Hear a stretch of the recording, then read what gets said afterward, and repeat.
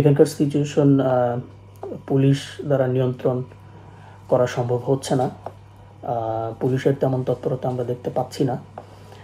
তারপরেও আমরা উজবেকিস্তান বাংলাদেশ এম্বাসিতে যোগাযোগ করেছিলাম। তো সেখান থেকে বলা হয়েছে তারা যথাযথ ব্যবস্থা গ্রহণ করতে সচেষ্ট। তো সেই প্রেক্ষিতে এই ঘটনার প্রেক্ষিতে আমরা বাংলাদেশি ছাত্রছাত্রী, বাংলাদেশ সহ পাকিস্তান, ইন্ডিয়া সবাই প্রত্যেকে ভয়াবহ আতঙ্কগ্রস্ত। কারণ তারা লোকালরা খুঁজে খুঁজে ফরেনারদেরকে মারধর করছে যে কোথায় আছে, কোন বাড়িতে আছে। কোনো বাড়িতে যদি ফরেনারদের সংখ্যা বেশি থাকে সেই বাড়িতে যেয়ে তারা আক্রমণ চালাচ্ছে। তো সংশ্লিষ্ট মন্ত্রণালয়ের প্রতি আমাদের আবেদন থাকবে তারা যাতে যথাযথ ব্যবস্থা গ্রহণ করে। যারা বাংলাদেশি স্টুডেন্ট যে মেডিকেল যে হলে ছিল তাদের উপর গতকাল 12টা থেকে রাত 3টা পর্যন্ত অনবরত আক্রমণ হয়েছে। এক কথায় যদি বলতে যাই, বর্তমান পরিস্থিতি খুবই ভয়াবহ অবস্থায় আছে আমরা যে এখানে যারা বাংলাদেশি স্টুডেন্ট এন্ড যারা কাজের জন্য আসছে এই জায়গায় তারা সবাই আতঙ্কিত। রাস্তায় প্রচুর পরিমাণে পুলিশ সেনাবাহিনী সতর্ক অবস্থায় আছে।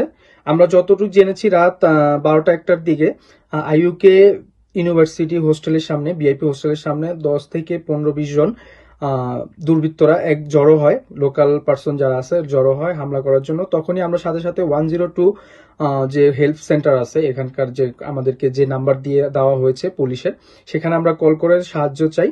তখনই পুলিশ সাথে সাথে ওইখানে এসে দুর্বৃত্তদের সরিয়ে দেয়। বর্তমানে পাকিস্তান, ইন্ডিয়ান তারা তাদের যে ইউনিভার্সিটি থেকে যারাই আছে তাদের ইউনিভার্সিটি থেকে ফ্লাইটের বিশেষভাবে ব্যবস্থা করে দিচ্ছে। তাদের পররাষ্ট্র মন্ত্রণালয় থেকে সম্পূর্ণ সুন্দরভাবে সুযোগ দিচ্ছে তাদের ফ্লাইট গুলোকে।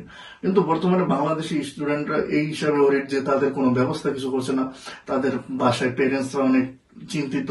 সবাই হয়তো সবার দিক থেকে চেষ্টা করছে, আমরাও চাচ্ছি যে আমাদের জন্য বাংলাদেশের সরকার থেকে কোনো একটা ব্যবস্থা নেওয়া হোক যেন আমরা এখানে সেফটি সিকিউরিটি ফিল করি। পাকিস্তানি এবং ভারতীয় এম্বাসি থাকায় তারা সাথে সাথে ইনস্ট্যান্ট একটা সলিউশন পাইলেও আমরা বাংলাদেশি যারা আছি এখানে, আমাদের এম্বাসি না থাকায় আমরা কিন্তু ইনস্ট্যান্ট সলিউশন পাচ্ছি না।